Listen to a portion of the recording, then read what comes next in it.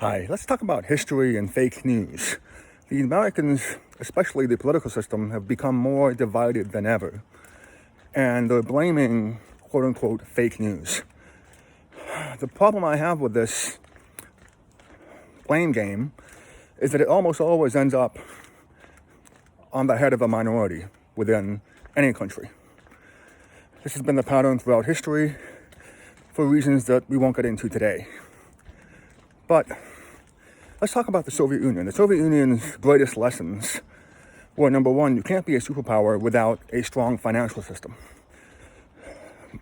And the United States was able to beat the Soviet Union because of its financial system, which used debt in a way that was able to attract, in some cases, the best and brightest from all over the world. So when an empire wants to expand, it has to expand by taking over and in many cases occupying other spaces. And what it's doing in those cases, it's doing that so that it can impose its own currency. Typically, you take over the capital, you can impose your own language. So if you walk into the Philippines today, even the hero that was fighting against Catholic Spain and colonization, he was part of the elite, and he was writing in Spanish, Rizal. And so the reason for that is because when you take over a capital city and you impose your language and your currency in order to expand influence, what you're really doing is you're trying to impose your culture indirectly in new spaces. And if you don't have a financial system that allows all boats to rise up, in other words, if you don't have a financial system that makes everyone well off, you start to see schisms within your society. And that's what's happened in America. The American model is completely different, obviously, right? Because it's so fragmented that having a superior media as well as a superior financial system means that you can convince everyone in the world that you're doing well, even if, say, 40% of your population might go bankrupt in the event of a severe medical bill. By the way, this is, let's try a different tactic here. Today, after the fall of the Soviet Union, all wars are economic. And they're economic because what they're doing is they're all vying for influence. They're all vying for their currency, and increasingly their language, and increasingly their technological standard to be adopted in as many places as possible. And when you are able to impose through the capital city, when you're able to impose your language, your financial system, your currency, and your technological standard, you no longer have to occupy the other country physically. I mean, you might have a military base there, but for the most part, the military base is there as bait, as deterrence. In other words, if you attack the base, what's going to happen is there will be some sort of diplomatic movement which, if it fails, will result in a show of military force. No one thinks that people overseas today are there to actually protect the country. They're there, unless it's for humanitarian reasons, right? If they're there to, in the event of a natural disaster, to be able to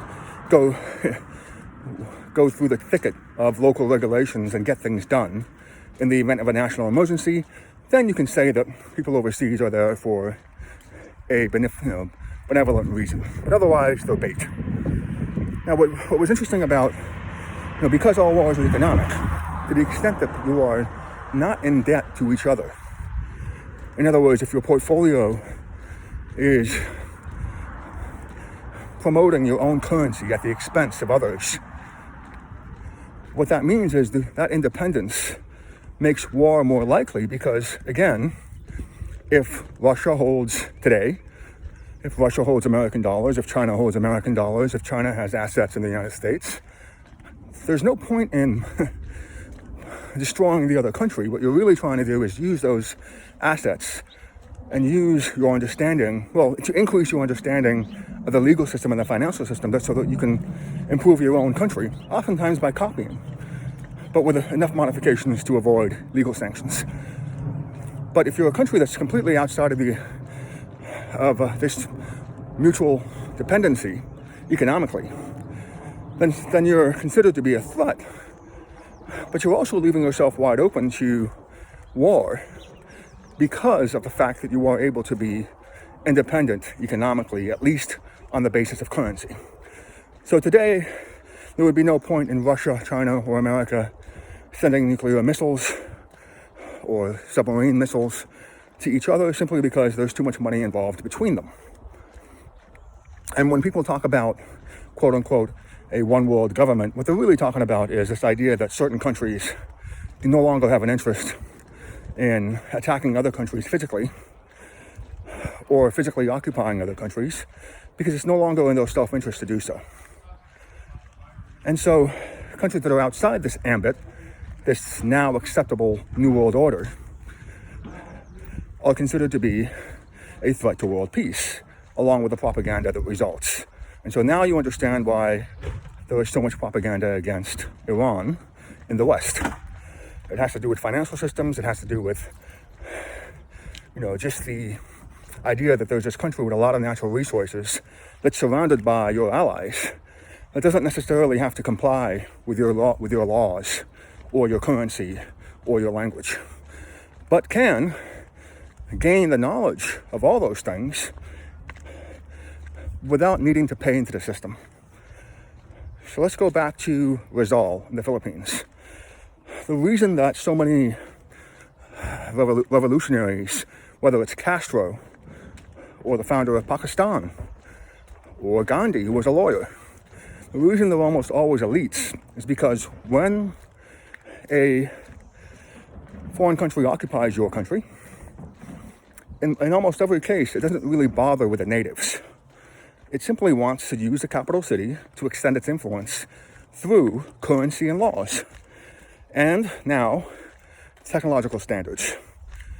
And the lawyers who are in these systems are oftentimes the ones that see what's happening before everyone else, because they see that the laws are not there to promote justice.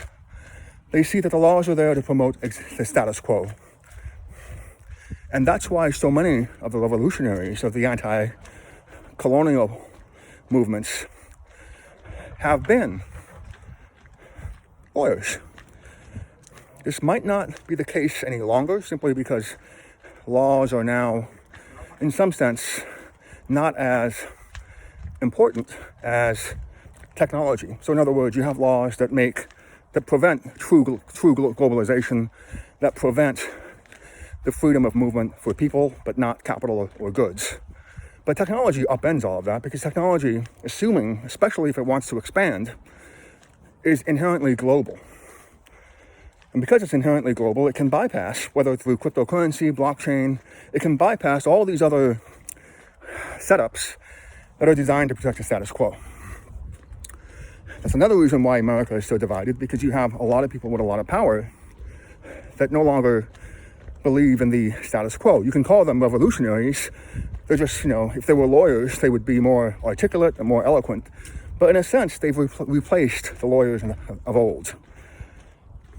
And by the way, the reason the financial system is so important is because, number one, if you are a billionaire, you're not going to put your money in a bank that can't protect it. You can't just walk down to you can with JP Morgan, but you can't walk down to your local credit union and hand them $1 billion. You have to have essentially a private special setup that gives you additional insurance, that gives you the comfort that money won't be stolen. Well, you can't have insurance unless that financial bank, that system, has enough insurance involved so that if anything happens, if the money is lost, whether through hacking or some other illicit means, that you get your money back. So the real superiority of the United States, the real reason it beat the Soviet Union, was because of this reason of using debt properly and wisely in order to attract talent and the assets of everyone else all over the world, thereby gaining, with each movement out of the Eastern Bloc, a 200% advantage in the form of money or people. I say 200% because, remember, if you take, say, a Russian scientist or an Einstein out of Germany in 1933, you've got a double benefit, right? Not only did you gain talent, which gives you a one step up, but the other side loses that talent, which puts them one step down. So you've got a gap of 200%. That's been the success of the United States. And one of the reasons that refugees and so on, one of the reasons we keep sort of circling around these same issues of poverty and refugees is because a lot of it, the legal systems, international tribunals, a lot of them, for the most part, have been for show. It's really been the idea that an Einstein would have never come to America if the American government, or if Einstein knew that the Americans, through satellite technology, were aware of camps and did nothing. It's camps in Germany and Poland, and did nothing for months or years to protect his people or his brethren. Do you think he would have come to the United States? No, he would have said, this is not a moral country, I'm going somewhere else. And people who are talented can, for the most part, go somewhere, because everyone wants that 200% gap, if possible. The problem is trying to figure out a way to do it so that you appear to be benevolent towards the whole world, when in fact you're stealing either their resources or their talent, or oftentimes both. The other lesson of the Soviet Union, by the way, isn't just the banking system and the failure to be able to compete with the United States because of the lack of development of the financial sector, as well as the failure to attract talent voluntarily, as well as the costs, the physical occupation that the United States oftentimes didn't have to deal with, because debt is intangible, and therefore you can use it to intangibly attract other people. And just like technology, something that is intangible has lower, well, used to have, or potentially has lower maintenance costs. Houses, of course, break down. Militaries are expensive to maintain. If you have a young soldier that accidentally shoots a college student at Kent State or Jackson State, suddenly you've got a lot of problems within your country that a competitor can use to make you appear less than moral. So that segues into this idea of, again, why are there so few? Why haven't we been able to resolve the refugee crisis? Why haven't we been able to resolve poverty? It's because, to be blunt, international tribunals and lawyers have not been set up to do any of it. They've been set up to to provide a facade designed to project influence in order to steal resources and talent from other countries. That's what all empires do, all of them. And because of World War I and World War II, because of the lessons of those, well, because of the way that the countries that won handled their victory, we know they failed diplomatically after World War I. That's why there was a World War II. But this isn't restricted only to Germany, right? After World War II, the Germans were also in debt to the Americans as well as everyone else. And this debt allowed the Americans to improve their financial system incrementally and much faster than everyone else, thereby becoming the world's leader. One of the reasons the United States did that was, ironically, because Hitler invaded Russia, and which even Napoleon failed. And so that's, they call Afghanistan the graveyard of empires, but invading Russia in the winter might also be up there as well, or should be up there as well, in the history of military mistakes. Getting off topic, I know that. So we go back and forth. Remember that Einstein would not come to the United States if the image of the United States was not that of a moral country that favored diversity. Today, despite the fact that China is almost guaranteed to become the world's largest economy, as well as perhaps the world's largest sustainable economy, as well as the fact that, as of today, it has elevated more poor people out of poverty and into the middle class than any other country, perhaps in world history. Despite all that, very few people are thinking to themselves that they would prefer China over Japan. And what is that? Why? That has to do with propaganda. Now, there's a term that intelligence analysts use, and it's called psychological operations. And what you do, because every country, to the extent they have an intelligence operation, typically has counterintelligence, people that are protected in order to test the efficacy of the intelligence community's tactics. We have that on a local level that would be called CI, confidential informants. There's a show, actually, I just discovered it. I only watched the first episode, called City on a Hill. And I'm impressed with the first episode because it is clearly, for the first time, there's a legal drama that seems to have sufficiently honest input from both lawyers and police officers. The Wire had that as well with David Simon. This looks like the closest thing to The Wire I've seen. In any case, City on a Hill with Kevin Bacon. In any case, came out in 2019. I know I'm getting off topic. So you put all these things together and you have what's called psychological operations, and these operations are designed not to fix anything, but to, again, expose cracks in the efficacy of the power structure's programs. And in doing so, hopefully embarrass the status quo into taking action. Muhammad Ali, by the way, if you think this is too conspiratorial, there's a photo of Muhammad Ali reading a book, and it says on the cover, psychological operations. It's not as famous of a photo as you might think, but it does exist. And so Muhammad Ali was a one-man walking psychological operation against the Vietnam War. And for that reason, he was spied on by the FBI. His own trainer, D'Angelo, you can look this up. It's all public information now.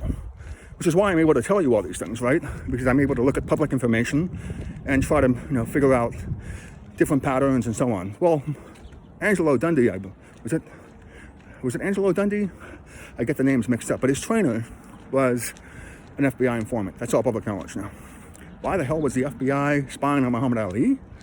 Seems a bit odd. A boxer? Well, because he was a one-man psychological operation against the Vietnam War and against the ability of the United States to project this image of itself as a moral, just country that would attract, hopefully, African immigrants. Like, say, I don't know, somebody that would come over here, go to Harvard and maybe stay. Maybe an Obama. Anyway, so the advantage of not only of the United States in developing its financial sector was using debt wisely. The other thing, by the way, the Soviet Union failed at was farming. It wasn't able to figure out how to do farming collectivization in a way that made sense long term.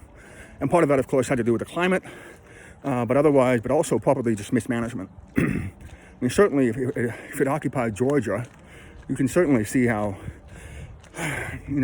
which is very fertile and very lush, and has beautiful soil, especially probably for any kind of vegetable, including wine and so on. But you can see how, if you're trying to occupy a country, you can see why some countries would need more attention than others. And the problem with the Soviet Union is they didn't have that propaganda machine. They didn't have a Muhammad Ali. If the Soviet Union was doing the exact opposite, it was assassinating people overseas that were hostile to it. There were artists like Trotsky in Mexico City, I believe, Leon Trotsky. It was doing the exact opposite of what it should have been doing, which was to try to create essentially a counterintelligence operation within the country that would absorb people hostile to the status quo, and in doing so, eventually elevate them into an academic position or some position where they might not have political power, but they would have a voice. In other words, you defang your critics by putting them into a professorship. The Noam Chomsky in the United States, probably a very smart man, but what has he really done effectively? Has he passed legislation? Bernie Sanders from Vermont. By the way, interesting thing about Bernie Sanders. Why is he from Vermont? That's where Ethan Allen came out of. Ethan Allen was, at one point, the most affluent resident of Vermont. And it's not just a furniture store, right? He was actually I guess you would call it a polemicist. He was a wannabe philosopher, not a very good one. Money can give you an education, but not wisdom. But he was also borderline atheist, which at the time was revolutionary. Didn't like fate, had it in for anyone that was religious, including Muslims.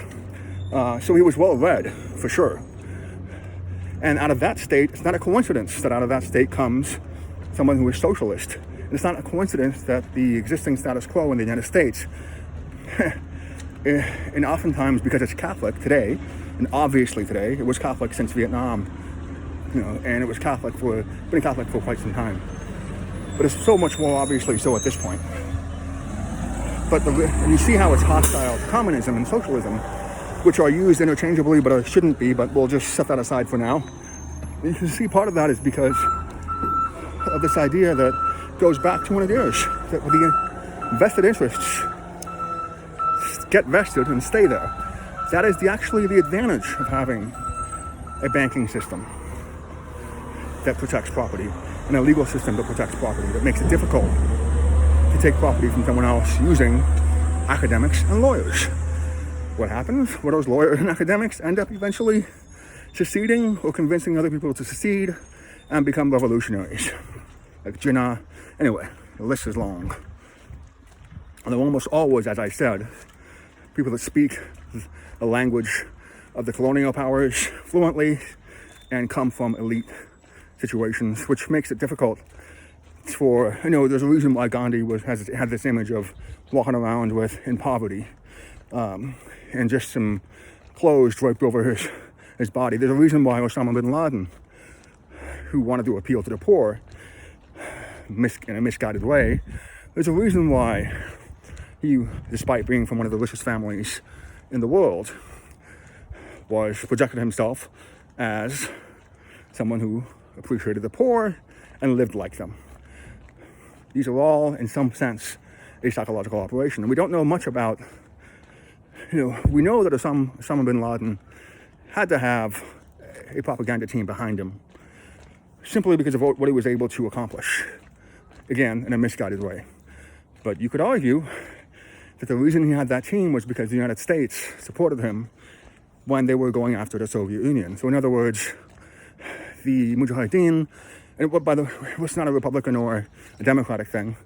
Ronald Reagan, a Republican, invited the Mujahideen to the White House. So you have people in there that look like they're dressed very similar to the public image of Osama bin Laden in the white robes and so on.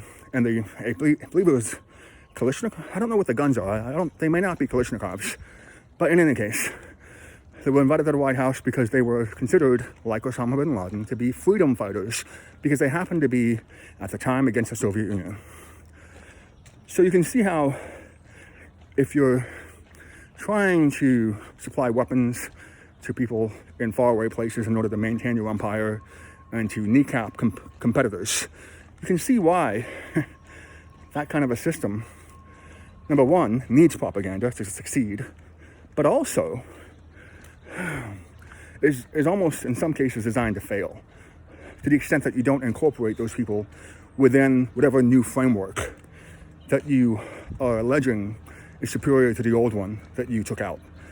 And so with the United States funding, not directly, you've got suddenly all these fragmented groups now that are, again, the result of history, things that happened 60 years ago, and even then, things that can be traced back to probably 200 years ago, and probably farther back than then, simply because power, once it's vested, is very difficult to remove. So you put all these things together, and suddenly you're able to make a connection between psychological operations and fake news. Because it's not just international people that have propaganda teams or marketing teams designed to create movements around them that would convince them to do the bidding of larger powers that are competing against each other.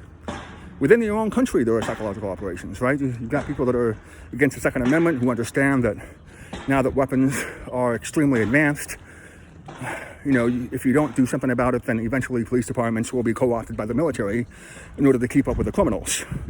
And that's not a good thing, because you want the police and the military to be separate, if possible. And if you don't do it that way, if you try to do it, then suddenly you've got a Soviet Union situation again, which is one of the oddest things about living in America now, is you've got a country that is fragmented completely, and yet seems to be modeling itself increasingly on the Soviet Union, but in a way that might actually create success because of its strong financial system. So that's why if you get to feeling schizophrenic, a lot of it is the design of the American empire, and a lot of it is again just the fact that people don't understand history, and they don't understand that everything they see is propaganda.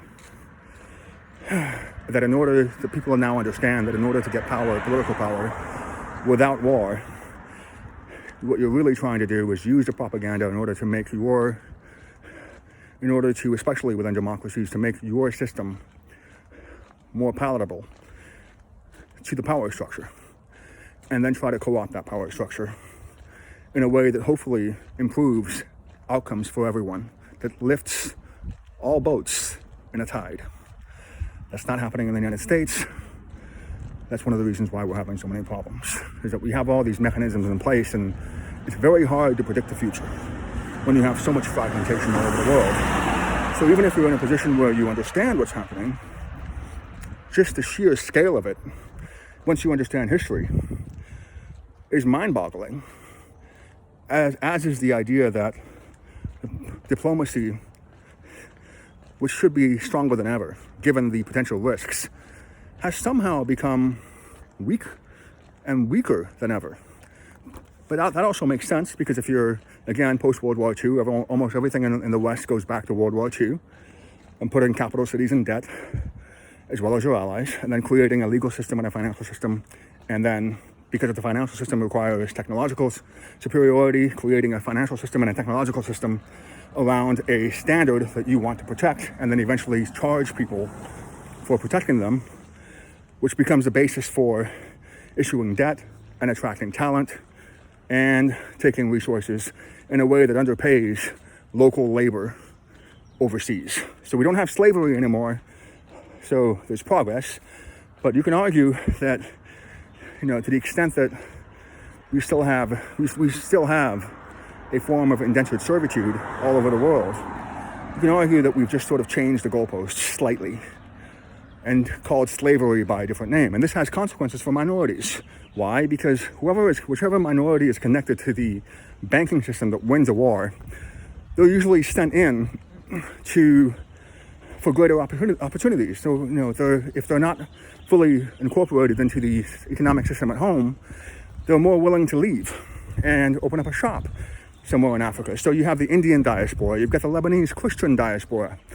What people don't talk about is, in many cases, you have, again, these movements where the banks in faraway countries use minorities in order to project power, and they don't do it themselves because they don't want to be the face of what may be exploitation, economically or otherwise. So they typically, when, let's say, the British went to Southeast Asia, they didn't put, for the most part, white police officers, right? They used them for the military. They put Gurkhas. They put people that looked, Southeast Asian, right? But they didn't necessarily speak the language of the local population. So you've got, again, this dual advantage where you can't really communicate with the local population, so you can't necessarily understand them, and you're beholden to the empire in a way that makes it harder for psychological operations to be used against you, because a black man beating another black man just doesn't have the same emotional hit as a white police officer in the United States with a knee on the back of his head for putting his knee on the back of somebody else's head who happens to be who happens to be black. This doesn't have the same emotional hit because everyone understands that part of history, and they understand that if this is able to happen in the United States, they understand that not much has changed. And then that impacts the ability of the United States to attract increasingly not just the best Africans, but anybody with a conscience. And today, if you talk to people all over the world, it's clear that in the West, the EU is winning the psychological operation or the propaganda war. How that happened is incredible, right? Because who built Germany, which is the centerpiece of the EU, because of its financial and manufacturing system? Well, it was the United States. So, one of the ways that the power structure, tries to avoid a scene like in Mississippi with Bull Connor, going after African Americans with fire hoses, is that it recruits minorities. So Indian shopkeepers in Africa would go out there, and they try to establish links, and try to supply the local population with what they need, but in incrementally better ways, right? Because the goal has always been, for the most part, to just try to give the local population something a little bit better while putting the host country in debt and then extracting natural resources in order to pay off that debt. And then in doing so, essentially create a political class that is beholden to foreigners and not the local population. And you go to Mexico City today, right? Again, Mexico City today is almost all white. It still has Spanish influence from Spain. So what you see here is that people have been mistreating native populations for quite some time. And Malcolm X talked about how, you've got a situation where you've got certain people in the world that are a certain color mistreating other people in the world that are a different color. And these people, Malcolm X and Martin Luther King, they all focused on this color issue because it's plain as day. It's just obvious, right? It has emotional appeal to your sense of moral justice. But that's not really what's happening here. What's really happening here is that you have all these different economic forces that are designed to give the appearance of progress, especially overseas, because the entire idea of an empire is that it will fail one day and that it's never there in your country for benevolent reasons. And to overcome that truth, there's a lot of propaganda that has to happen, and that's why in the United States, you've got potentially an Obama that rises up, right? You've got potentially, if you spend, say, $5 million, let's say you spend $1 billion developing an Obama from the age of, 15. You identify some talent, you use academic testing or some other means to identify talent, and then you simply surround the guy with people that are encouraging him to move up and people that are setting him up with other people who are successful and then elevating that person to the top. Well, let's say you spend $1 billion doing that. Well, what is it worth to the power structure to have an Obama in American history?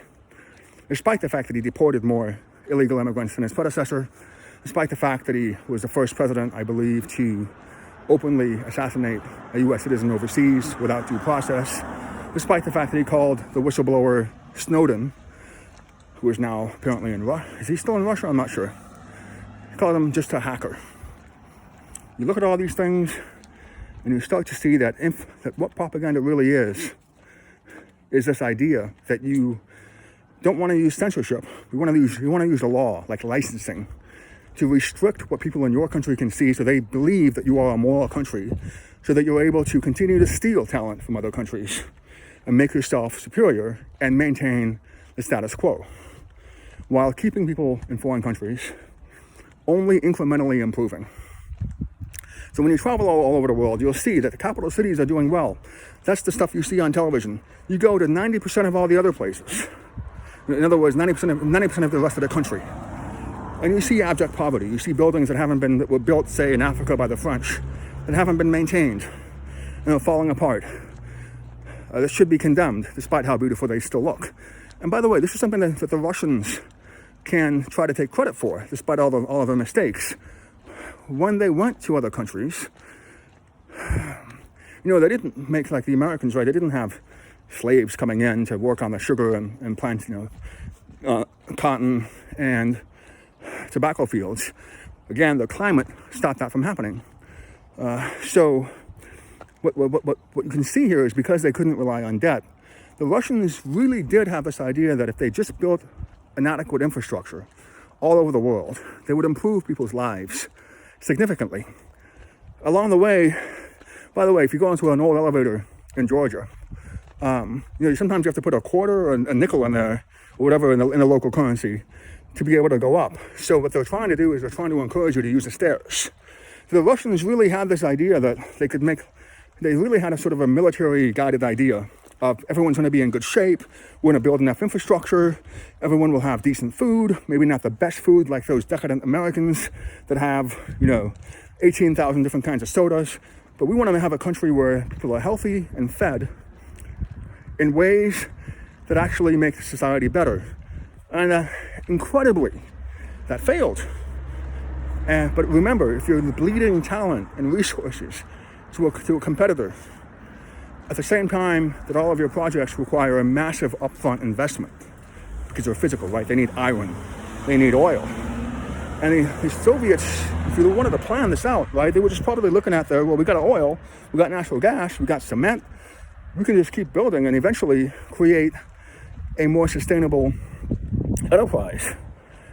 But again, when you combine that with the fact that you have to have a military stationed overseas, it makes it harder to project culture. So the Americans have succeeded.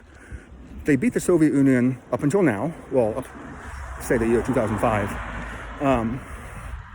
They beat them significantly because they didn't have to have all those costs. They never incurred all those costs. They used the sort of pack instinct of the human animal to put an elite class in capital cities. And then whether it's Suharto in Jakarta, and dress them up in Western fashion and big sunglasses, all made by, at the time, probably all made by factories that were exporting that all over the world, but not for their local populations, because the local populations are underpaid and they can't afford it. So they use the power of the television medium to project this idea of we're benevolent, be like us. So we don't have to occupy you anymore.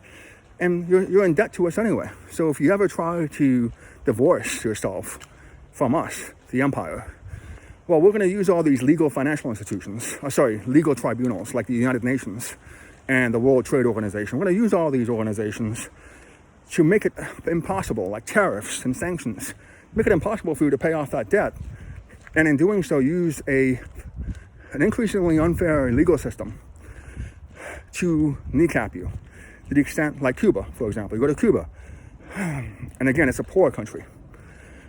It's, who's the leader? It's a white man who was the leader that kicked out the CIA. It was Fidel Castro, who comes from an elite family in Spain, with lighter skin than the majority of the population in Cuba.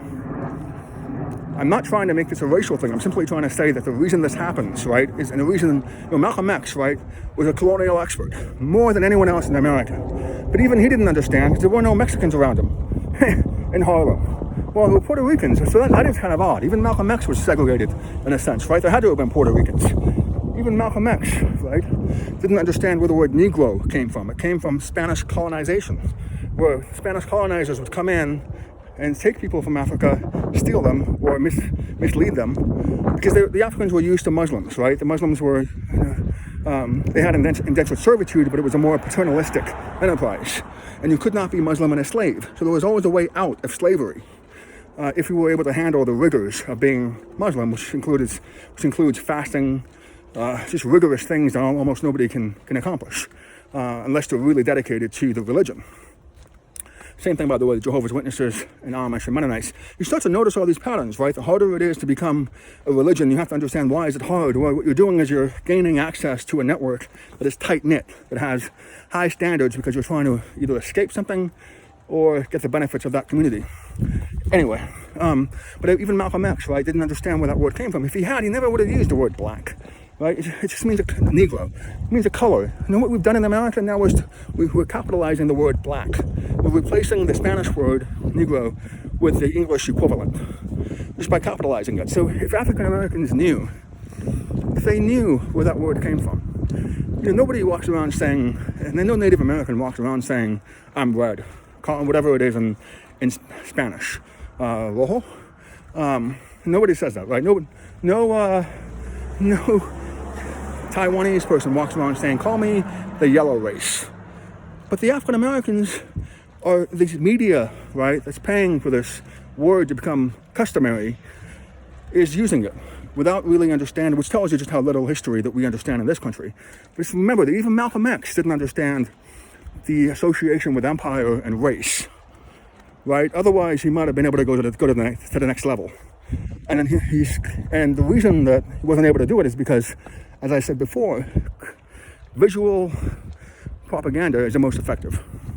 It overwhelms your sense of logic. It overwhelms context. What did Jeff Bezos say? He said that social media is a context-destroying machine. He was right. But the reason for that, again, all these people are able to get to the conclusion without understanding the process, right? The reason for that, of course, is because you're hijacking the brain. You're trying to use emotional appeal without a foundation. Once you try to do that, which works, it always works. And it works because the power structure is trying to convince you of something so they can replace the existing power structure without a war. And they can do that through laws, whether it's the Nuremberg laws, whatever you want to call it, right? Jim Crow, whatever you want to call it. And it's always been global. Germans and segregationists from the South studied each other. That's why their laws seem to overlap.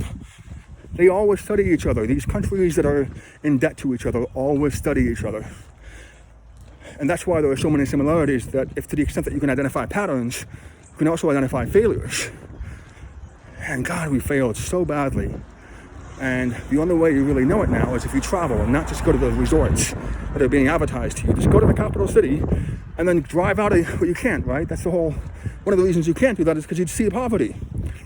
If you drive out an hour away, you'd see all these beautiful buildings and in northern Africa that were built by Europeans, and then you suddenly the next time you see the race for Africa in the 1800s, it would all make sense to you. So the entire physical structure is segregated because the economic structure is segregated. In order for you to actually see what's happening all over the world, you have to either have a lot of money or you have to be part of the elite. And you also have to be able to put it in context. Yeah.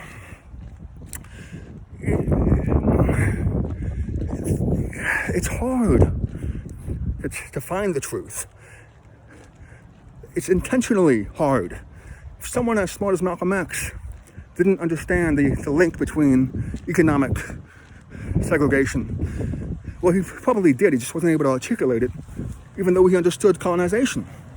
So my point in all of this, right, with mentioning what's really happening here, my point in all of this is to understand that when we talk about propaganda, we're talking about countries that are trying to establish themselves as moral leaders in order to continue the status quo. And the problem really is the status quo is harming most of the world's population. And yet it's sustainable because this one empire is able to print money and go into debt in order to try to project its influence, or to continue to try to project its influence. And the cracks that we're seeing in the international platform and the international framework, the absence of diplomacy for things like cyber attacks, all of that is because suddenly the system within the United States is no longer working. The United States is trying to run away from its past rather than confront it. And in doing so is handicapping its own residents, its own citizens, by giving other countries like China, the former colonial powers like China, a massive advantage in terms of propaganda or psychological operations. And that has an impact in how successful your country can be. So what you're seeing all over the world are these cracks happening because the American empire is refusing to confront its past and is trying to hijack or stymie international tribunals from progressing into a world where justice can be served for more people. And this has also to do with, it's something that I don't want to sound pessimistic, because when you look at the overall progress, right, because technology is now moving to the forefront, a lot of these old buildings, because they're old, because they probably in many cases have to be condemned, they can be struck down, they can be demolished, and new things can be built. If you have a coal power plant somewhere that's 100 years old, well, guess what? You can replace it much more easily than a nuclear plant in Japan that was built 45 years ago. I think so, as of today. So you can't demolish this neighborhood, right? So in a sense, you're stuck. And So in other words, there's a hope for the future. There's hope for people all over the world, but not if the United States is not able to confront its past. Not if we're not able to have leadership that is able to take Malcolm X's knowledge and move it to an economic level. And so far, no one's been able to do that who's been part of the power structure. And until that happens, the United States is going to flounder because it won't have justice or morality or integrity on its side.